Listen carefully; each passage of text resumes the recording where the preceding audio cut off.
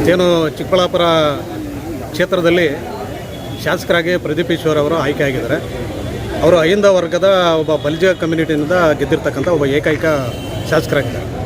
ಅವರು 1 ವರ್ಷದಿಂದ ಅವ್ರದ್ದೇ ಆದಂಥ ಕೆಲಸ ಕಾರ್ಯಗಳನ್ನು ಈ ಕ್ಷೇತ್ರದಲ್ಲಿ ಜನಪರವಾಗಿ ಕೆಲಸ ಮಾಡ್ಕೊಂಡು ಬರ್ತಾ ಇದ್ದಾರೆ.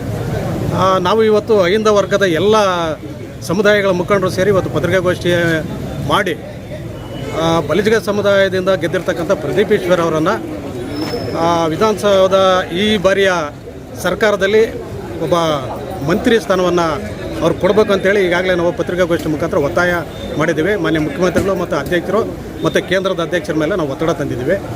ಯಾವುದೇ ಕಾರಣಕ್ಕೂ ಇವತ್ತು ಯಾವುದೇ ಸಮುದಾಯವನ್ನು ನಿರ್ಲಕ್ಷ್ಯ ಮಾಡ್ತಕ್ಕಂಥದ್ದು ಸರಿ ಕಾಣೋದಿಲ್ಲ. ಸರ್ಕಾರ ಈಗಾಗಲೇ ಎಲ್ಲ ಸಮುದಾಯದ ಅಹಿಂದ ವರ್ಗದ ಮುಖಂಡರುಗಳು ಕೂಡ ಇವತ್ತು ಸರ್ಕಾರದಲ್ಲಿ ಮಂತ್ರಿ ಸ್ಥಾನವನ್ನು ಕೊಟ್ಟಿದೆ. ಆದರೆ ಇಲ್ಲಿ ಇವತ್ತು ಬಲಿಜ ಸಮುದಾಯದ ಶಾಸಕರನ್ನು ಬಿಟ್ಟಿದ್ದಾರೆ.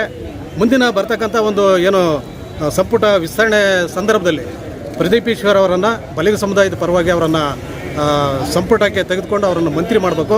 ಮಂತ್ರಿ ಮಾಡಿದ್ರೆ ಇವತ್ತು ಚಿಕ್ಕಬಳ್ಳಾಪುರ ಕ್ಷೇತ್ರದಲ್ಲಿ ಅತಿ ಹೆಚ್ಚು ಅಹಿಂದ ವರ್ಗದ ಮತಗಳಿರೋದ್ರಿಂದ ಮತ್ತಷ್ಟು ಕ್ರೋಢೀಕರಣ ಮಾಡಿ ಮುಂದಿನ ದಿನಗಳಲ್ಲಿ ಕೂಡ ಅಹಿಂದ ವರ್ಗದ ಶಾಸಕರನ್ನು ಗೆಲ್ಲಿಸ್ತಕ್ಕಂಥ ಎಲ್ಲ ಅವಕಾಶಗಳಿರೋದ್ರಿಂದ ಅವ್ರನ್ನ ಮಂತ್ರಿ ಮಾಡ್ಬೇಕಂತೇಳಿ ನಾವು ಈ ಮುಖಾಂತರ ಒತ್ತಾಯ ಮಾಡ್ತೀವಿ.